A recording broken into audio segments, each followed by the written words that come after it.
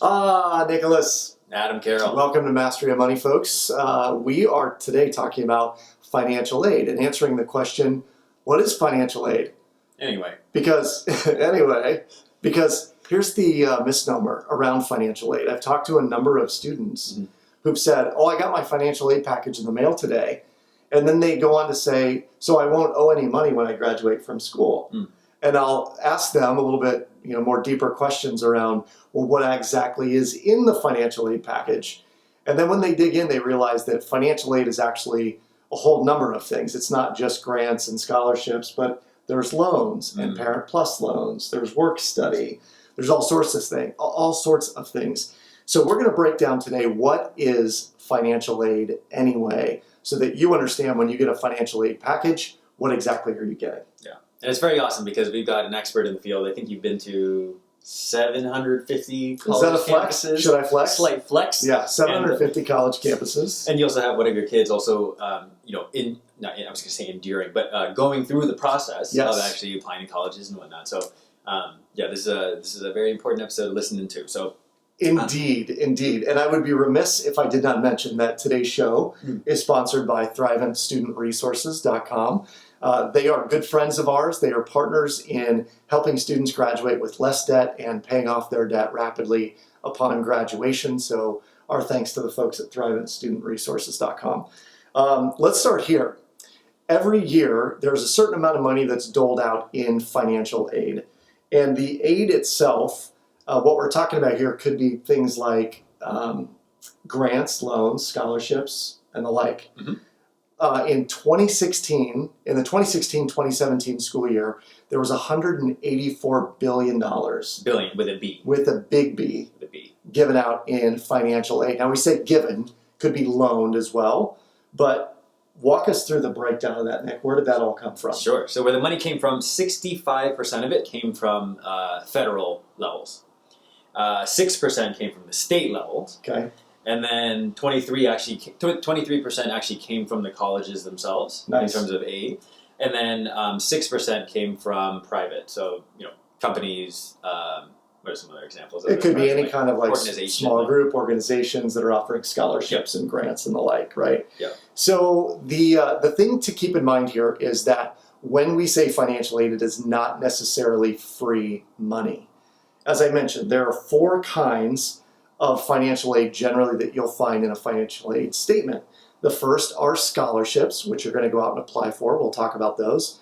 Then there are grants. Grants are indeed free money. You get them. You don't have to pay them back. There are loans, and there are a number of different kinds of loans, including subsidized and unsubsidized loans.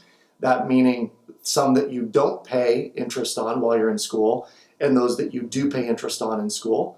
There are Parent Plus loans, which are loans that are actually taken out by the parent in the parent's name for the student. And then the last one, and this is one that goes kind of unseen a lot, are work study aspects of financial aid, meaning you're going to get a job on campus and that money that you make goes to help pay for your tuition and room and board. Yes. Did you ever do any work study? I did. I worked as a tutor, math tutor. Tutored some of as a freshman, tutored some of the juniors and seniors in a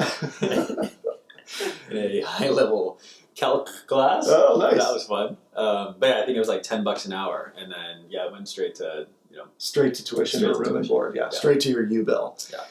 When we talk about need, and particularly around scholarships and grants, there are really 2 different breakdowns of those kinds. There are need-based.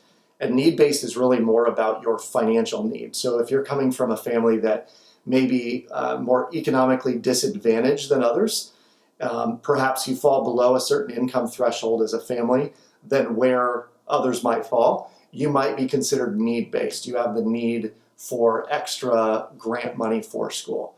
Then there is merit-based scholarships and grants. And merit-based scholarships are based on things like your GPA, your volunteerism while you were in high school. It could be leadership skills. Sports, exactly. Music.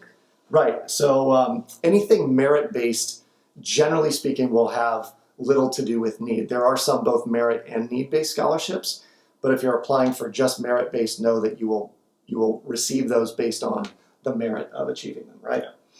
Now you talked about need real quick. So Yeah. there's a way to actually look at the cost of attendance for a tuition, and then there's something called the EFC, or the expected family contribution. Right. How do you determine that? Where do people get the EFC, expected family contribution? Yes. So the expected family contribution, and this is a phrase or a term that you're really going to want to know, because for most people, when they get their EFC, their expected family contribution, it will kind of blow their mind at how big it is. So what it means is, as a family, you are expected to contribute this much to your child's college tuition or costs. And for many people that make kind of average incomes, it could be thousands, sometimes tens of thousands of dollars a year in EFC, which leaves most families going, there's no way I could do that.